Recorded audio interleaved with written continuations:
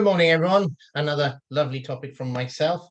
What I'm going to be looking at, it is an overview. It's not an in-depth review, but what we're looking at is recruitment and what you need to do, A, as a company, and B, in terms of being a regulated firm. So, as you can see from the screen, we're going to go through a little bit of an introduction. How you can build your empire as such is very much as recruiting the right person. Then we look at the senior management process and what's required on that level. And finally, hopefully, we can also show you what we can do to help you and what we're planning to do to help you as well. All right, so as an introduction, what we're looking at is recruitment, onboarding, ongoing, and then what we can do. So realistically, in terms of recruitment, it's probably something that all of you are going through and is a real pain in the neck. It always is, and it's usually an ongoing process. So hopefully this shows you what you should do in terms of bringing someone into the company, checking all their background, etc. Then what you're required to do in terms of maintaining that person, in terms of training and competence. And then finally, it should also be that we help you in this app. And so we've had a chat with that, and we're working on that level too. So to a large extent, it's about, first of all, getting your process off the ground, gathering momentum, and then maintaining it. So that the FCA don't appreciate this. What they want you to do is start at the middle, where you've already employed the person. This is very difficult for most firms because references take a while to get. CVs, background checks, all of that is quite a lengthy process, and if you're investing your time into that and then it all ends up in nothing because the FCA say they don't want you, then it's a soul-killing process. So what we're trying to do is hopefully help you get a more automated process, a more standardized process, not only in terms of recruitment and interviews, but also in terms of how you do your senior management process as a whole. I think, once this comes to the forefront of what you're doing, you'll be doing the senior management process anyway as part of your recruitment. It'll head the charge, certainly for advisors and sort of senior managers like directors or compliance oversight. This is where you've got to look as a regulated firm. And even if you're not hiring someone who is going to be doing a regulated position, it can't harm you to be doing some of the checks that are doing, because they may actually save you a lot of time and money. That obviously brings into sort of the senior management process, how you bring them on board, what you need to do, the training and evaluation that you need to look at. So there's definitely nowadays you need an ongoing process to ensure that your guys are not only up to a level for your firm, not only up to a level for the regulatory requirements, but also that they're continually studying and keeping up with what's happening in the market, which these days is quite a lot. So we're looking at training as well and meeting competence requirements. Finally, there's our little option, which we're building at the moment. It's not done. Charlie's beavering away on that as we speak, but hopefully that would make this whole process a lot easier for you guys. Right.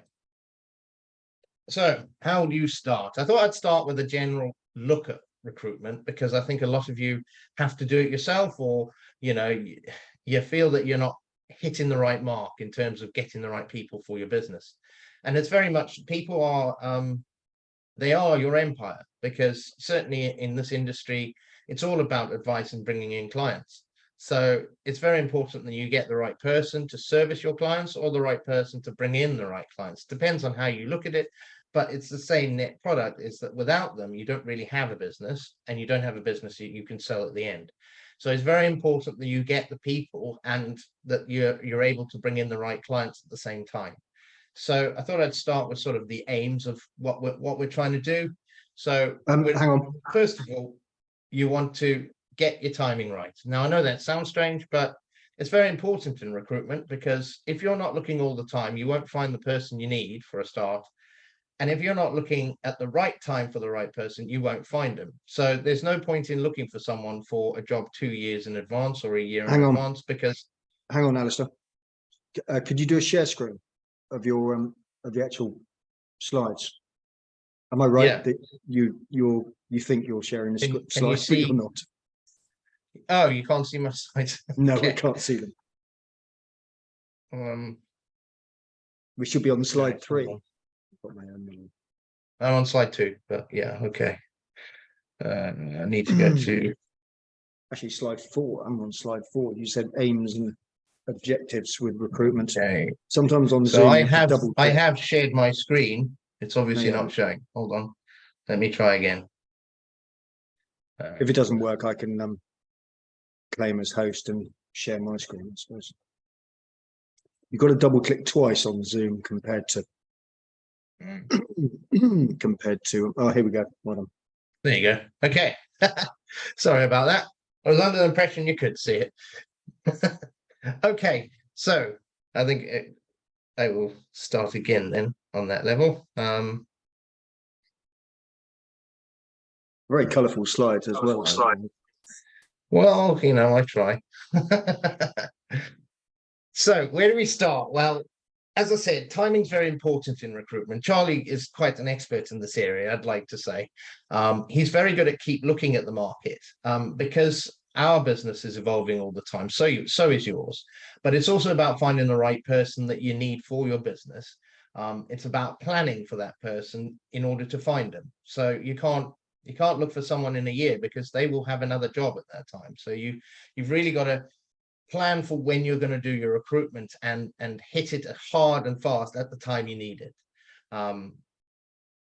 More planning, less speed is very much the case. So, you know, if you know you're going to be buying a book in 6 months' time, make sure that you've got the advisors, administration staff to deal with it. It's not just casing someone speaking to clients, but you need maybe someone, you know, report writer or administration in order to help them. Whatever it is, you need to have a strategy of recruitment rather than just desperately grabbing a week before when everything comes to your way. Because quite often, someone who is good may need a bit of bedding in. So giving them a bit of time to get to know it before it happens is probably a good idea. Second side of something we'd say is on your websites and your promotions, market the firm itself. You know, if you want to get the right person, you've got to sell your company. You can't just, you know, if your employment page doesn't say anything or there's nothing there, no one who's actually actively looking will find you. So it's very much a point that you should have ways of bringing people into your business continually as well. Because if someone sees what they like and they want to work for you, they may be local, they may be international, you don't know.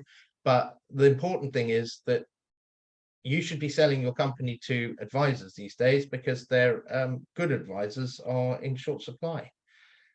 Never stop recruiting. It's a good idea to keep looking. Charlie will tell you that you'll find amazing peoples out there.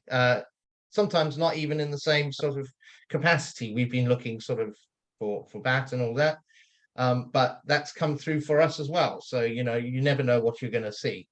The final area I'd like to talk about in terms of generic recruiting is probably what to watch for in terms of when you recruit.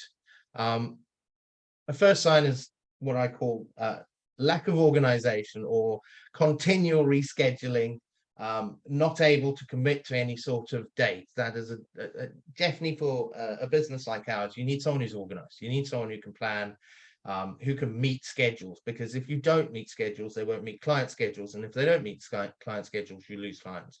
So that's very important, I think. Respect. If there's no respect, they won't respect clients. And you'll see that what I'm looking at is purely from a client perspective, because that's how your business lives and dies. So if someone is not comfortable in front of a client or is rude, disrespectful, racist, whatever you want to call it, it's not worth having them, because no matter how good they are, the long-term process will end you into trouble and having to get rid of them, which is hard these days. Another area you need to look at is, do they actually fit your company? You know, are their values the same as yours? Do they want to kill? You want to sell as much as you can, or are you looking for a holistic view? Make sure that who you're hiring actually fits your company, and their advice process also does that. So this requires quite a lot of in-depth structured interviews, because once you get an idea of what you're asking, you can repeat that with a lot of people. And if you've got a standardized process of interview, you will see a lot better that the candidates that really stick out, and you can create a short list. You can say, right, these 4 guys are great, the rest, goodbye. You can't really do that if you're not doing the same interview, covering the same ground with, different advisors. So make sure that they fit your company. Certainly, if they are not able to be precise and clarify situations or their background or anything like that, or they're struggling to tell you about something, then you got to question that bit. Not a lot, but sometimes it may be a point to say that if they can't clarify it to you now, how are they going to clarify investments to an investment to client or mortgage to a mortgage client? It's very important that they're actually able to express themselves well. Right. So what's important in terms of recruitment? Well, I call it patience and a good pub, because quite often people find someone down the road from the pub. But it's important to have patience in recruitment because the right candidate may take time to come. The right person for the job is not always the first person. And it's very difficult to just chuck someone away who's 80% there, but you might actually be losing out on the 100% advisor. So make sure you take the time to get the right person. Make sure your job description is very accurate. It's not too brief and it's not too long. Both will lose you the advisors you need. One that doesn't explain the job, well, then everyone applies and then you have to pile through it all. One that's too in-depth will scare away some advisors who say, hey, I can't read that, it's going to take too much time, or there's so much involved in that job, I just, it just doesn't appeal to me. So you've got to get a right balance. Write it 3 times is what I say. The first version, the draft version, and then the edited version. And I think the edited version should look, it really shouldn't be longer than a page unless they're a space scientist. So, reduce it to what you think. And one of the ways to do that actually is to speak to your advisors that you have. If you do have advisors, get their advice on what needs to be included in the job, because they're doing the job. They're probably a good idea to ask them what's needed to put into the job description to attract the right person. Make sure you look at their reviews. Their curriculum's important. Most people are quite liberal with their CVs, no matter what industry you're in. But some parts of it you can't avoid, which, you've got to look at qualifications, you've got to look at experience, and that should be evident in the CV. There's no point in trying to interview everyone. Make a shortlist from the start. You don't necessarily have to have all the most qualified candidates. You may have an interested pile, someone who's an appropriate pile, whatever it may be. You just make sure you shorten the list, because you'll spend hours and hours recruiting if you don't. So you need a focused way of doing this. Eliminate the people who really don't fit in. Then you need to eliminate them in the interview as well. So it is very much a long process these days. As I said, you need sort of clear recruitment standardized processes. So when you do the interview, whether you're doing it for 1 or 100, it should be the same process you go through, because that will then highlight the areas that are good and bad. If you're asking different questions to different advisors, how can you compare them? How do you know how one would act as opposed to the other? You just don't. So make sure that you've got a process there. Background checks, well, this goes without saying with SM&CR nowadays. You've got to check their CV, their fitness and propriety, their references, criminal records. You wouldn't believe the amount of things that seem to turn up when we were doing applications to the FCA. Intent to supply, gross negligence, you name it, it all came up. And to be honest, some people never even knew they had it on their record. So here's an idea. The FCA already know. Don't ever try and hide it. Tell advisors if they've got anything on the record, the FCA will know about it.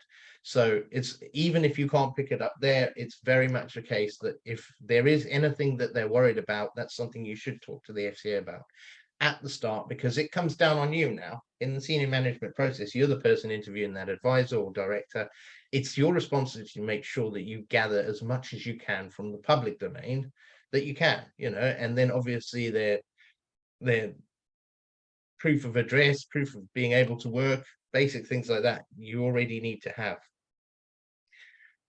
Right, in terms of KPI, CPD, and SPS, this is very much a requirement now before you even employ someone. So a lot of advisors will be asking for cases that they've done in the past to review what sort of level they're at. That isn't a negative thing. It's quite a positive thing, because most advisors would be happy enough to show a few cases which illustrated how they do their processing. This helps. It fits your company. It doesn't fit your company.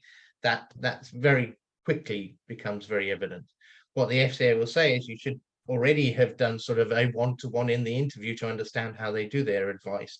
You should be comfortable with that, even if you're taking on someone who's already been CAS approved, you know, they've already approved, been advising for years. If they don't fit your company, the FCA are going to question why you took them on. So it's very much a case of you having to justify and evidence that you've done the right thing in terms of your recruitment. So there's lots of things that we'll discuss in senior management and SMNCR to really cover these. So what can you expect from the FCA? Well, a total lack of any apathy whatsoever. You know, they just, the reason why they created the senior management process was they'd had enough of regulating advisors. However, there is a split, and we'll go through what's going on there. But on the top of it, you need to demonstrate that you've done all the processes that are required in the senior management process in order to present, whether it's an SMF role or it's a certification role. You still need to be able to evidence that and show it, and show that you're doing your ongoing side of things. Your senior management, they're having to be approved before by the FCA. So if there's anything in their background that you've missed, that's going to come back on you now. So it's very much a case that it's your responsibility.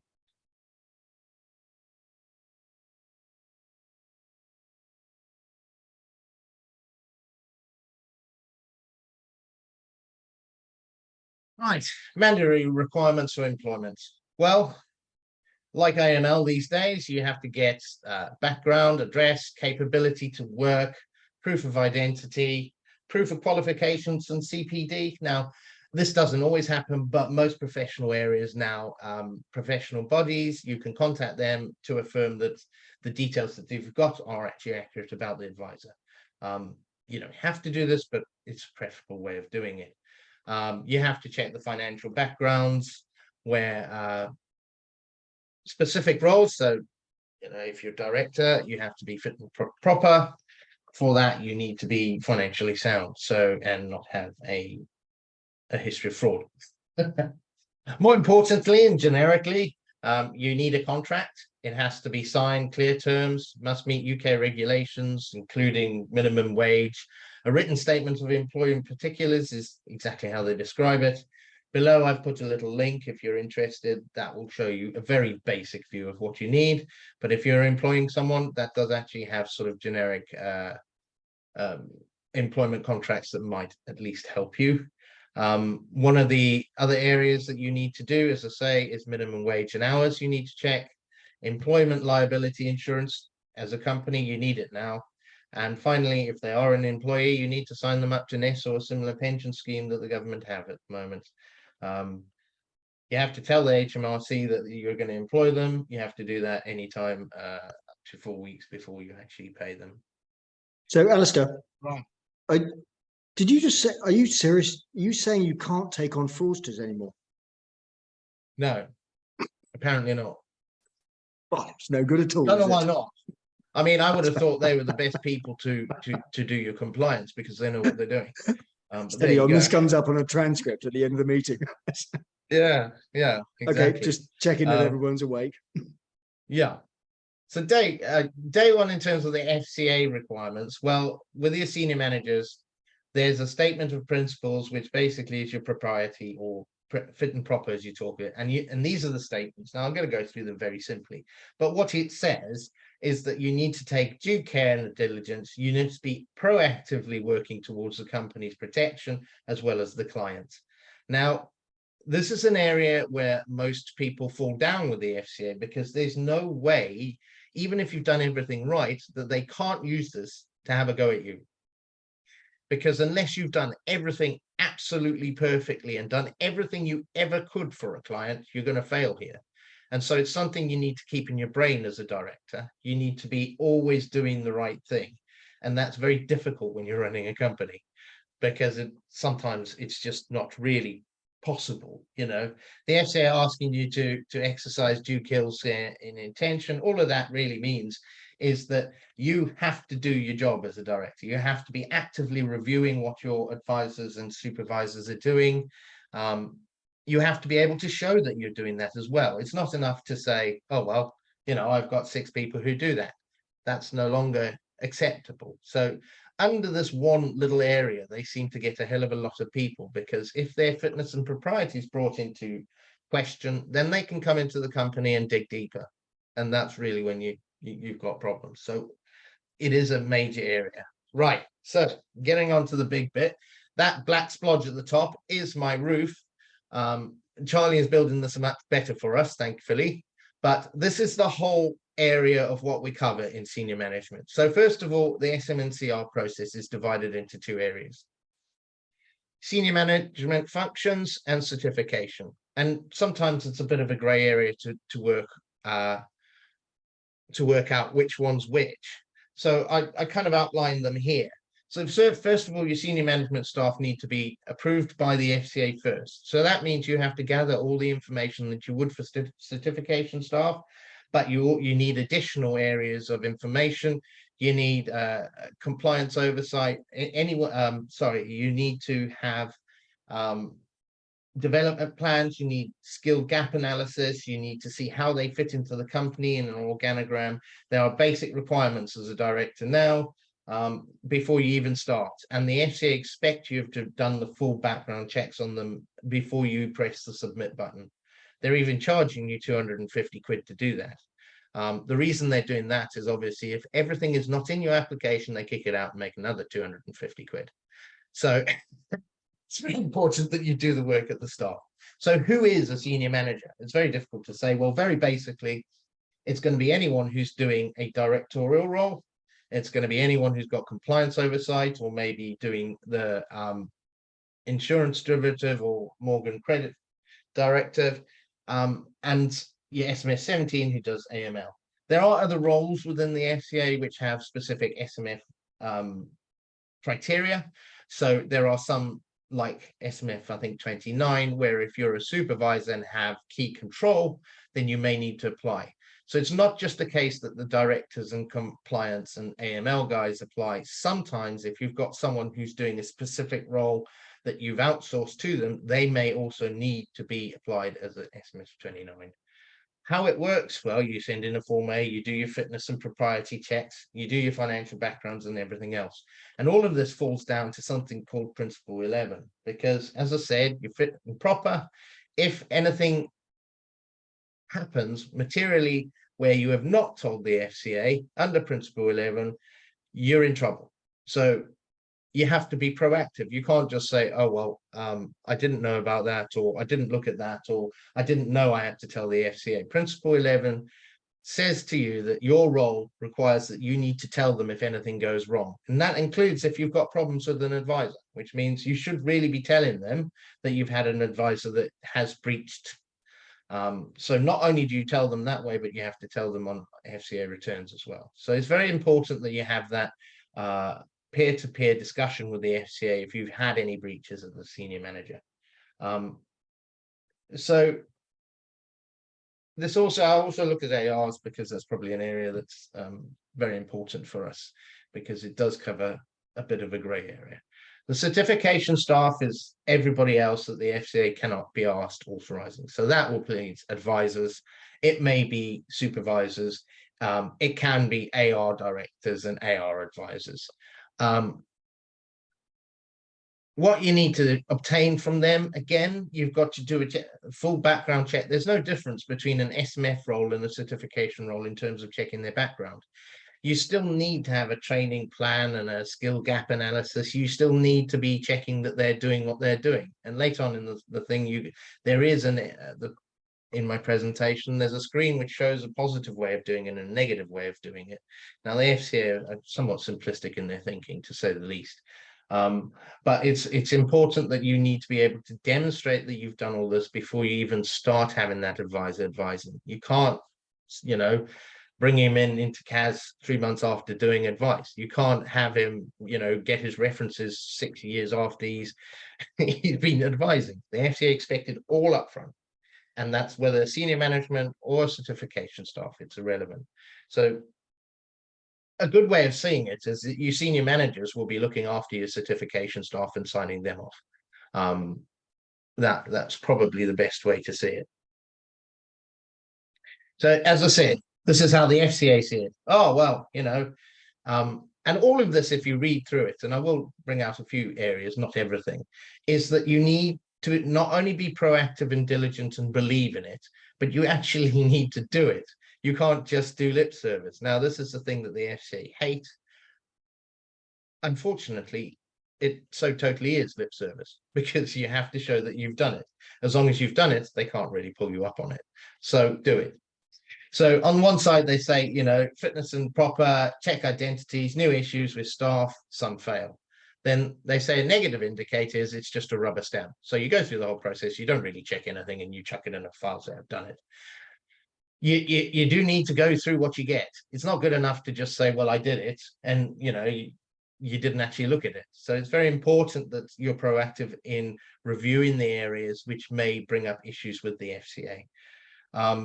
Another one that they say is a detailed fitness and process has been introduced and integrated into existing HR performance management processes. Yeah, fitness and proper is considered within the review is to already be covered. Management do it, so there's no real requirement for process. What we're saying here is a very important line there, which is that your senior management process and your recruitment process are the same thing now. The FCA expect to see that you've done everything for them that you would do for most staff who are either advising or in a senior position. You can't avoid it. You have to do all the requirements. So standardize the process, get the information for every advisor, get the information for every director, and you need to maintain that. You need to check it every year. And so standardize that process. Now, you are going to be bringing in people throughout the year who are not going to be in the cycle as such, but they will either, and I will briefly discuss this, you can get a certificate from their previous employer. And that certificate, if they're certification staff, will say that they were approved under their certification process. So you don't initially have to go through the whole process of checking them until that certificate runs out. So that speeds up the process. The FCA said, well, the problem is that advisors are taking 3 months to check all this stuff, by which time they've gone somewhere else, or they've run out of money.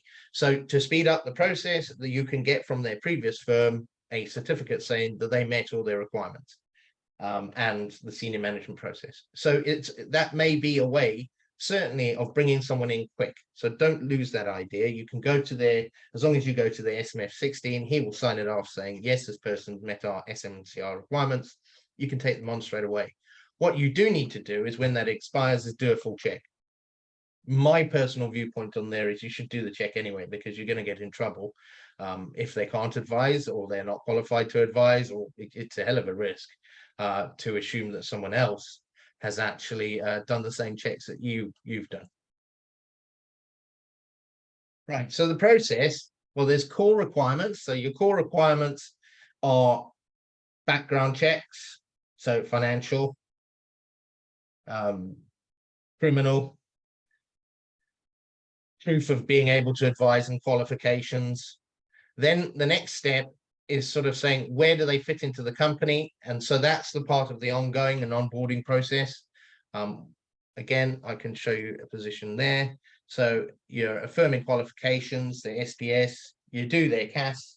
Some are, as you say, you can sign them off as competent. I think Charlie says it's probably anywhere between 3 and 5 cases. As long as they're passing those, fine. There's other things but you've got to have, you have to be able to show that you've done your CAS process. It's not enough to say that they passed it. If you can't show that you've actually checked their advice, you can't show that it's been checked. We can do this for you. IFAC can do hundreds of file checks every sort of quarter. So by all means, new staff, chuck them at it. We will check those for you. You need to have got their references in-house before you even put them on your process, whether that's a director or an advisor. it makes no difference. If you don't have their references, they can't work for you until you have. All of these are a requirement before they start work. So, you know, if you haven't done their financial background check, it doesn't matter 2 years later, if the FCA are looking at it, they're still going to say, well, you didn't do that at the start, you failed. So it's very much a concept of like, you got to prove your innocence. It's no longer a case where you can say, well, you know, with all due respect, it's been 2 years or so, it doesn't matter. You know, it could be 10 years. You didn't do the process correctly, you're at fault. And you'll find that with cases nowadays as advisors, more and more, it's the one thing you didn't do, not the 10 things you did do. So this is very much one of those areas in terms of your advisor that you need to do in terms of the certification process, is making sure that you did everything that you need to do in order to say, well, they are part of my certification process and it worked, you know, and here's the evidence of it. If you can't show it, it isn't there. So SBS, CPD, and ongoing professional education. This comes a lot under training, I suppose you could say. But what we say is that, you know, what's required by the firm, you need to merge with what the FCA need. So it's not only a case of saying, well, the FCA need this, so I will have it. There are other requirements in your firm. You know, you may have a specific style of advising.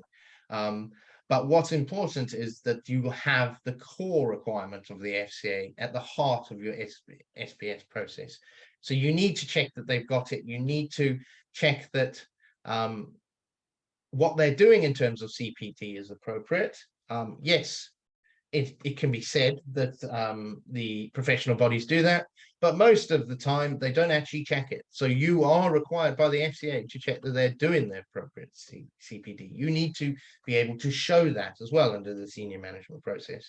So if they came in today, they'd say, right, I want to look at this advisor's CPD training, training schedule as compliance review by your company. If you haven't got it up to date within an annual basis, they're just going to say you failed, you know. And this is really why you need the whole process nailed down. It does include CAS. Of course, CAS is important. You know, we can help with all of this as well. We've done it 100 times for other advisors. So if you're not sure your CAS process is working, you're not sure that your skill gap analysis is working, just ask. You know, that's why we're here. We can review what you're doing. We can help you with the employment side of things. This is, you know, it's not an easy area to work with.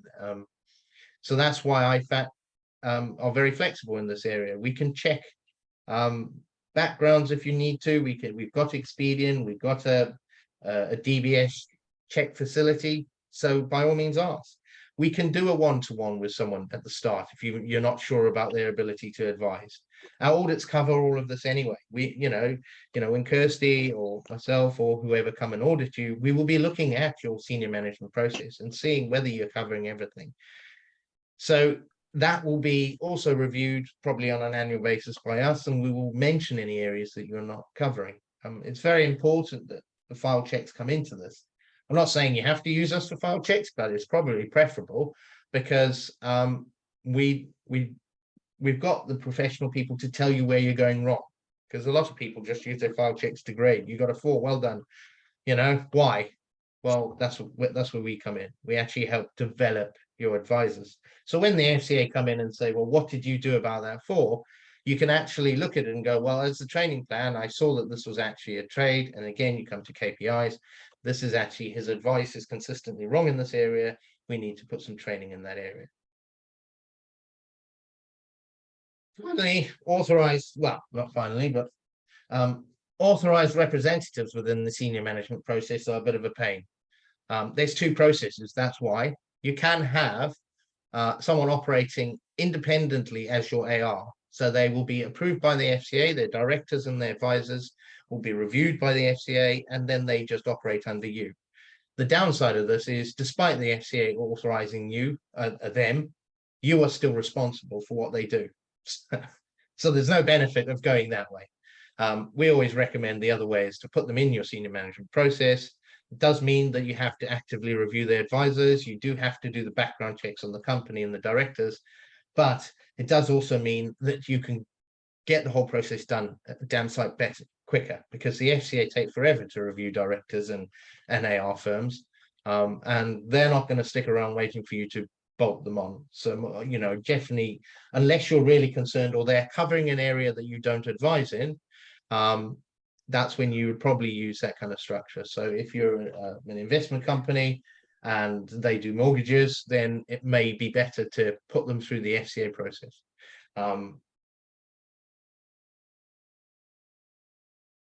Right, so training and ongoing. There is a lot of this. The important things and the areas I need to talk to you about are that it is evidenced. And again, increasingly, the FCA will walk in and look 2 years, you know, they may go in today and they'll look at what you did 2 years ago. And the reason they're doing that is senior management process has been around for about 2 years. And if you haven't put it in place, you fail.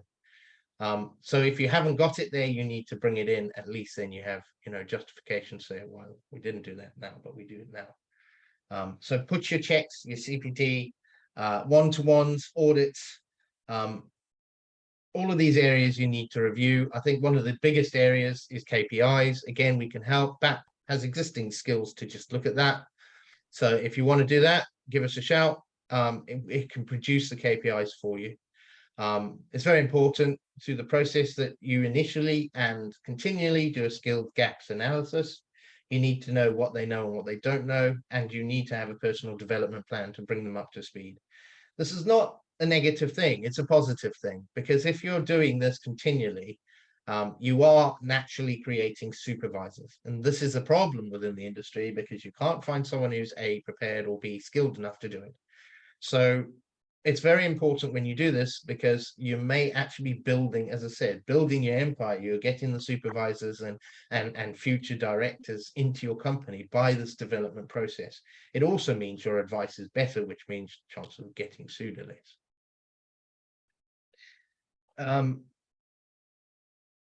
Right. Key role descriptions. Well, as I said, when you do when you're doing your job description, you should be mentioning the key roles they're doing if they're a senior manager. So if they're a director, you should say which parts they will be accountable for to the FCA.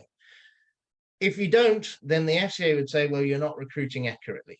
So it's very much a case that they interact. The senior management process requires you to be very upfront with the people you're employing. Now, that's not so much, I would say, in terms of advisors, but senior management processes, compliance oversight, AML, you need to say that they will be taking that role and what it includes for your company.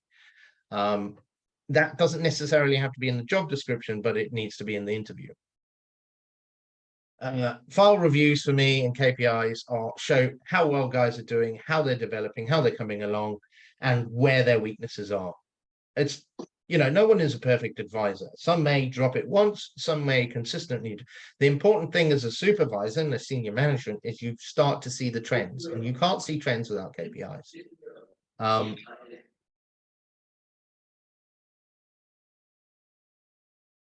Right, now, how we can help. Well, what I'm going to do briefly, because I haven't got that much time, over the next sort of 6 minutes, 10 minutes, I'll go what you have already, and then I'm going to go to what we plan to do. I think that's a bit different, because at the moment you do have a lot within BAT, which you can use yourself to look after your staff, shall I say, or do their CPD, administration, qualifications, or keep data on BAT for you. It's also something you can download in an instance and chuck to someone. If you have to do a certificate when someone leaves, you can show that, you know, your CPD process. It's all there. The difference is what we want to do in the future is make it a lot more a workflow, that you can see where you are with each advisor or director, what they need to do, what exams they still need to do, where the company as a whole, as a compliance oversight is. And this is very important within the senior management process. Your SMF 16 has to have control, or a director, if the director's doing it, control of the senior management process. They have to see where their advisors are. They need a progress and a workflow to see what they still need to do and that they're achieving the requirements. If you're not doing this, you're not meeting the senior management process. It's an active thing. It's not a passive thing. You can't just say, oh, tick, done it. Senior management's done. Well, what have you done in the senior management? I don't really know. So at the moment within BAT, you do have an area where you can keep the qualifications, the professional bodies, the SPS. So that will give you a breakdown of all your advisors and their SPS, as well as their CPD. You can do the analysis that way. We can look at it for you if you want. So if you want to look at your firm CPD and see how it's coming along, part of what we're doing is training and seminars will feed into this. So it's very much, we've already identified this as something we can help you with, and we're really working hard to make sure that we've got the systems to make it sort of a quick flow through process. And that kind of feeds towards an HR structure, because SM and CR really is. So I mean, we have a breach register, for example. So if you've done a boo-boo, if you've made a mistake, you need to, whether it's a company or an advisor, this is something that some firms really like, because they're able to keep all in one area, both the company and advisor mistakes and areas, and a complete story for the FCA when they do the application. So it's kept on a permanent basis. So I think our IT guys are actively looking at designing your own registers to a certain extent. So we're very much aiming to have a complete process, and this is kind of the next area of what we cover in this. When I show you the slide before with the roof over what we do in terms of SM and CR, that's what we want to do, so that you can in one page look at the exam percentage of when everyone's passed, the training development plans, professional bodies. So as a supervisor, you can overlay your entire directors and advisor SM and CR process and see how it's coming along. You can identify areas that are weak. And this is what you should have, and I don't think many firms do, which is a proactive way of actually maintaining and looking at what needs to be done in a senior management process. So I'd like to say thank you, and that's probably the last bit of my area. As I said, the one slide that we're aiming at is this, which is you have your senior management process as an oversight. Every little bit of section feeds into it. You'll have a workflow from beginning to end where you can clearly see that you're okay and you're meeting the senior management requirement. This is in process. Charlie has been working really hard with it, and well, I personally like it very much, but you know, that is my view. But I think it's going to help you guys a lot. I think really once you get into this, you'll be able to get to the point where you onboard someone properly. B, you'll be able to follow the workload to get to the point where you know your senior management process is 100% there. You can look at it and say, right, we know what's going on. We're not afraid of the FCA coming in. We're not afraid of any kind of regulatory side of things, because we can actually actively demonstrate that we're doing what's required. So that is our aim in the next sort of 6 months. Our IT guys are building this for you, and hopefully you take it on board. I mean, you can take this from me and build it from here. You don't need BAT, but BAT's probably going to be the best way to do it, because it's all part of what we do. But by all means, you know, if you need to build it, take this, build, you know, what's underneath here. If you can see, all of this is required. Okay, so finally, I think that's more or less what I have to say in this. And is there any sort of questions or areas that you wish to raise?